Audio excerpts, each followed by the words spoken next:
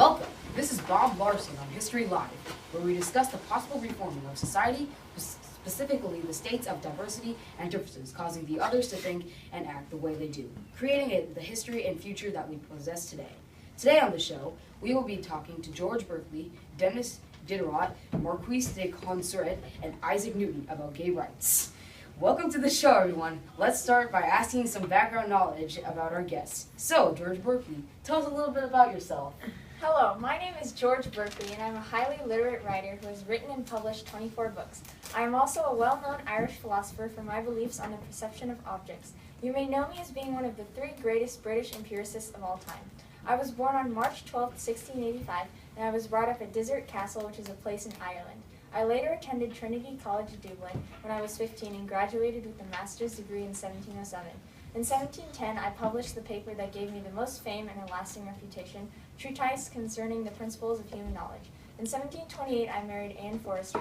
We also have 4 sons and 2 daughters. After marrying Anne, we then traveled to America, where I established a foundation in Rhode Island, and I drew up the plans for the ideal city I wanted to start in Bermuda. Unfortunately, the funds for my trip there got cut short, and I had to come back. I think my life at Trinity really led to some creative thinking on my part and was the foundation for most of my beliefs. My most important principle that I am quite known for is my belief on subjective idealism. Subjective idealism is a philosophical belief that nothing exists except the mind, and objects only exist because they are being perceived by the mind. In many of my papers, I discuss the ways humans perceive objects and what existence really is. My main belief is that objects only exist through the perception of them through our minds, and that's where the 5 senses are key. During this talk show, I will be stating my opinions on the topic of gay rights, specifically gay marriage, adoption of a child, and religious aspects of gay rights. Honestly, if I were to pick a side, I would definitely say that I am in full favor of gay marriage, and as we continue the talk show, my reasons will come into full view. Hello everyone. As you know, my name is Dennis Diderot, and I'm an educated writer and librarian. I was born in Langres, France, October 5th in 1713, and I grew up as one of 3 out of 5 surviving children. I was educated by the Jesuits, but instead of taking a job at the clergy, I chose to become a writer. I wrote many books, including Encyclopediae and Nun, both of which I am famous for. I married Antoinette Champion, a devout Roman Catholic, which was unacceptable to my father, especially because her family couldn't provide a dowry. We had 1 child together. In my career, I did not make a lot of money, but collected a library of 5,000 books, which later was sold to Empress Catherine of Russia. The Empress then hired me to be her librarian and pay for my life needs such as housing and food to this day. Some of my most influential ideas were in books that attacked atheism and Christianity, while I encouraged people to be more understanding of differences in society and differences in people. I wanted there to be more sympathy for those who are different. Today, I intend to be discussing 3 points about gay rights, including discrimination in the workplace, parental equality, and gay marriage. Discrimination in the workplace can be divided into church-related jobs and employers showing religious exemption. I'll discuss parental equality involving emotional health of children and romance problems. I'll also discuss gay marriage with personal freedom and the number of countries legalizing it. I'm in full favor of the gay population getting equal rights. Greetings, my name is Marquis de Condorcet, and I am an educational reformer off the basis of women's rights, equality of all, and in mathematical terms of logic and reasoning. I too focus much on the progress, specifically the progress of humankind, and I was one of the main formulators of the ideas of the progress of humankind, or the indefinite perfectibility of humankind. I was born in 1743 in Ribemont, France, and later became educated at both the Jesuit College in Reims and at the College of Nevers in Paris, where I showed my skills as a mathematician. Throughout my life, I adapted to multiple jobs and professions, including a math teacher, member of the Academy of Science originating in 1769, and somewhat of a political leader both before and after the coming of the French Revolution, being that I was very politically interested and involved. Considering my professions, they promoted me to write and publish books like Essay on Scientific Analysis of Probability, contribute to Olympe de Gouges' Declaration of the Rights of Woman and Female Citizen, and I too contributed to the publicated Encyclopediae in my essay on French Revolution. In 1786, at age 42, I married my lovely wife, Sophie de Garachi, her being very literate and sharing many of the same views of myself, being very politically and socially involved and sharing similar strong views on rights and equality. Considering personal views, I strongly urge equality and equal rights, specifically of women, for the fact that I urge and hope for a perfect utopian society, although I know that perfection may be impossible. Coming back to our main discussion of gay rights, I would like to apply my main issues with society and their problems with the religious aspects, the difficulties with adopting children, and the refusal of service. With these statements and ideas, I would have to say that I am in favor of the acceptance of gays and those involved in homosexual relationships. Hello, my name is Isaac Neuton, and I'm a highly established mathematician and alchemist. Though mathematics and alchemy are what I am best known for, I also did a lot of work on natural philosophy, most commonly referred to now as physics. I was born on December 25th, 1642 in Lincolnshire, England. My father, Isaac Newton Sr., died about 3 months before my birth, widowing my mother, Hannah Iscoff. I started my education at grammar school in Grantham, where I would prepare for university. In June of 1661, I began at Trinity College. In 1664, while at Trinity, I began a set of notes that I entitled Certain Philosophical Questions. These notes told about how I rejected the existence of ultimate indivisible particles. I also covered the foundations of what I would later revise and edit into calculus. In April of 1665, I earned my bachelor's degree without, surprisingly, any extra recognition. Soon after my graduation, the bubonic plague struck, and I had to stay home tucked away for most of the next 2 years. During these solitary years, I worked on an essay covering the basics of optics called Of Colors. This is when I conducted my experiments using a prism, a thin beam of light, and a dark room. When Trinity reopened in 1667, I became a professor and taught for the following 3 years. I also revised and published my notes on optics into a book entitled Optics in 1704. During this talk show, I will cover topics with my fellow philosophers that I have never breached before: homosexuality and the sub-ideas of discrimination, refusal of service, and religious aspects. Thank you, gentlemen, for those informative statements. We learned quite a lot about you all. Next, why don't we start our discussion on gay rights, specifically discrimination in the workplace? The first idea that I want to bring up in discrimination in the workplace, and more specifically discrimination in church-related jobs and employers showing religious exemption. Discrimination in the workplace is something that I strongly discourage people to proceed with. I specifically want to focus on why I believe this relating to religious-based jobs. I am especially prone to believing this because my sister died in a monastery from discrimination and overwork. Even though she wasn't gay, as far as I know, I can still relate to the discrimination factor. I even sent many letters, which were turned into a book, The Nun, to marquises to show my resentment for discrimination. This book outlining how a nun was discriminated upon and overworked to death by the Covenant of Nuns. As Gene Strabonsky said in his article about me, I hated religious authority. I remember in these articles I wrote, I'm here, but my heart isn't. It is outside. If I had to choose between dying and being shut away for the rest of my life, I'd have no hesitation in dying. That's how I feel. Another thing I disagree with is discrimination by employers who are showing religious exemption. As for some of my strongest philosophical thoughts, I think we should know the world before attacking it. I also think we should feel empathy for those who are different in society. Employers should not have the ability to fire people based off their sexuality, just like they shouldn't fire people if they are in religion. At one point I said, every man has his dignity. I am willing to forget mine, but at my own discretion. I am not, and not when someone else tells me to. By this I could have meant, you can't just change your sexuality because your boss or someone tells you to. I agree that discrimination is wrong, but I have my own opinions on why. I think that the workplace should be a safe environment where people should feel free to work and not worry about being mistreated. It is a common rumor nowadays that I myself am gay.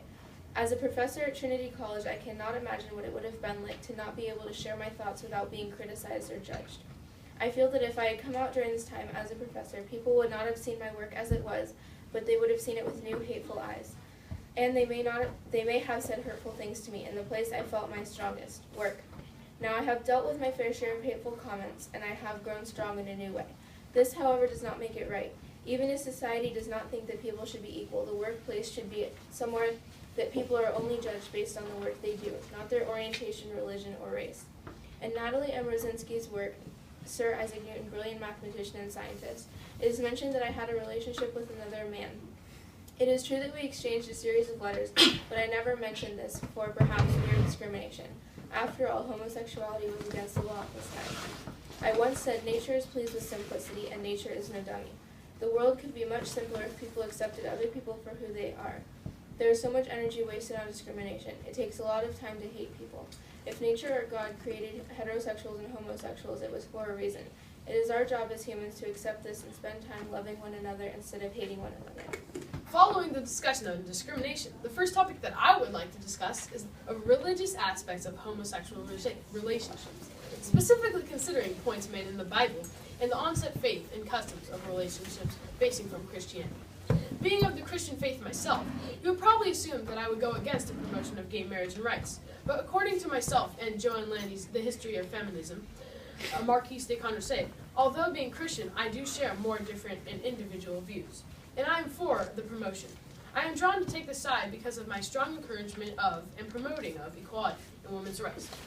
In Olympia Gaudi's Declaration of the Rights of Woman and the Female Citizen, I contributed to the stating that woman is born free and remains equal to man in rights. Social distinctions may be based only on common utility. This being one of my many proposed rights that I contributed to. Like I have said multiple times and repeatedly, I hope and urge for sex equality because that could benefit our world much in the state of tolerance and the ability to adapt to different people and lifestyles, to expressing human progression.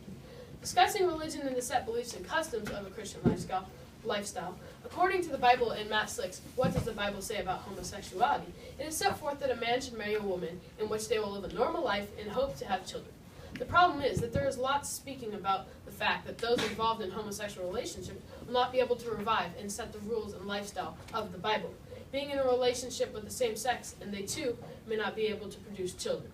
Being individuals, this is not the belief of all Christians, nor is it a major problem to most of them, but some do have difficulties, and they may also not even be Christian.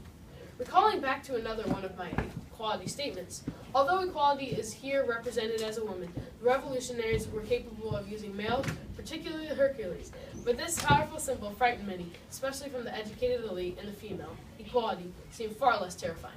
This is explaining that some did want equality, but some too didn't due to the possible consequences and circumstances considering power, stated in my essay on French Revolution.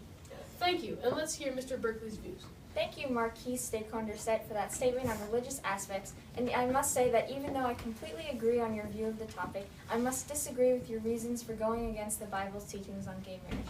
I will be focusing on the religious aspects concerning gay rights, specifically the main points of belief in Christian faith like the Bible's teachings. I was born and brought up in a strong Christian household, where the Christian beliefs and faith were preached to me by my parents, and I learned to love and accept them. I also followed the Bible very strongly, and I grew up valuing its teachings. Based off of this information, I am assuming that you think I am against the promotion of gay rights, and I can assure you that this is not true. The main reason that I seem so in favor of Christian faith is that I published Al-Sifron, a book defending Christianity to free thinkers, but the only reason I wrote this was to let my parents know I still have a strong belief in Christian faith. My family's acceptance of me as a Christian was the only reason I wrote this paper, and according to my article in the Internet Encyclopedia of Philosophy, I can clarify that that's true. However, aside from pleasing my parents, I most certainly don't follow the Christian faiths, and I believe that everyone is their own free thinker and everyone should be allowed to believe what they want to believe. As I grew up and began to grow apart from my parents' teachings, and I realized that the alone man is their own spirit and free thinker. According to one of my works, The Minute Philosopher, I even stated that the thing of hell and eternal punishment is most absurd, signifying the fact that I moved on from my Christian teachings. Therefore, I am against the Christian aspects of the Bible and its teachings, and I am definitely pro-gay rights.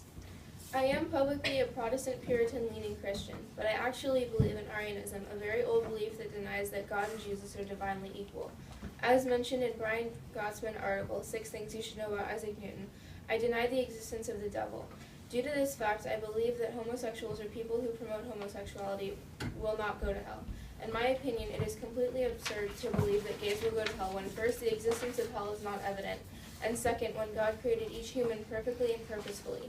In order to survive and thrive on earth, we have to trust God. As I once said, yet one thing secures us whatever betide. The scriptures assures us the Lord will provide. God knew what he was doing when he created gays. It was no mistake, and we need to believe in that fact.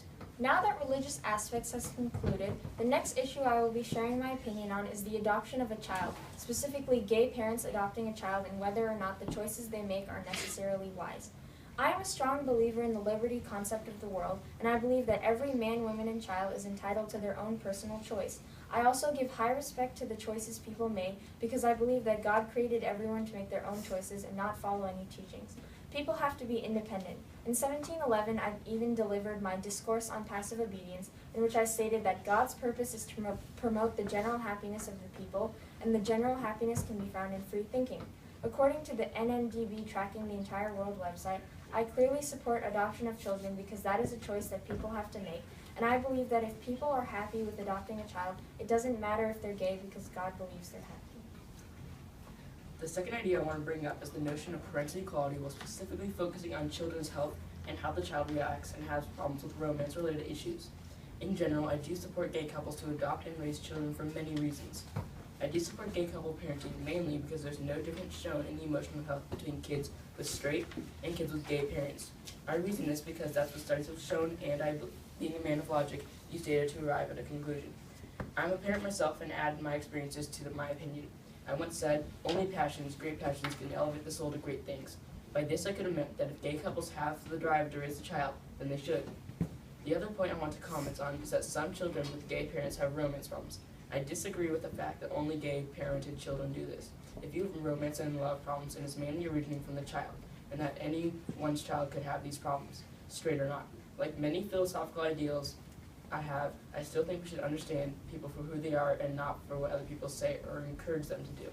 I once said no man has received from nature the right to give orders to others. By this I could have meant that you can't make your child be a certain sexuality by telling them, and that they will have their own relationship and romance problems.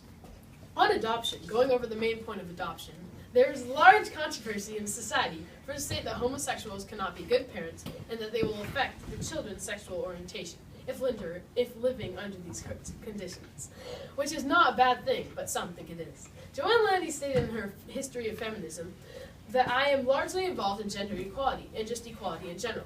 Not only do I have a problem and or issues with unbalanced rights, but also the preventions or restrictions put on those involved in homosexual relationships. For instance, with adoption, or LGBT adoption, defined by Wikipedia as the adoption of children by lesbian, gay, bisexual, and transgender persons. There are much more obstacles and problems for them to adopt a child over a normal heterosexual. As in my essay on French Revolution, I recall saying, even before the Revolution, the French had used a woman in the toga to symbolize liberty. Being free and equal is that everyone wished to achieve, and in this situation, tolerance and the ability to adapt to different possibilities is what we need to achieve. Other issues with gay adoptions are the fact that not all states and countries allow it. In fact, states such as Florida strongly prohibit gay marriage and adoption, but many are trying to change that. According to the Fine Law website, gay marriage is only allowed in states such as Massachusetts, Connecticut, Vermont, New Hampshire, and Iowa. And for gay adoption, more states allow it, but there are much tighter restrictions due to this inequality. I recall saying, no matter how one is represented, there are differences in incapabilities in society. We all should share something. We all should share something. Equality. This too taken from my essay on French Revolution. Although this may not directly be referring to gay marriage and adoption, it allows me to explain society, and we all are different and individual, and gays should share the same rights as those adopting into heterosexual relationships. Now moving on to Isaac's wonderful statement. Next, I would like to discuss refusal of service, specifically my views on it. Just as I believe that homosexuals should not have to suffer ridicule and judgment in the workplace, I believe that homosexuals should not have to suffer ridicule and judgment in any other place. Though this is next to impossible to bring about at this time due to the illegality of homosexuality. I once said, it is the perfection of God's works that they are all done with the greatest simplicity. He is the God of order and not of confusion. God created every human perfectly. He does not make mistakes. If every human is perfect, no human is unequal. Therefore, refusing a gay person service is a ridiculous concept.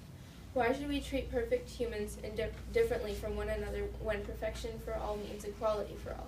God also did not mean to complicate things. I believe He intended for us to be open to slight differences rather than making small discrepancies out to be large imperfections. If this were reality, life would be much more effortless.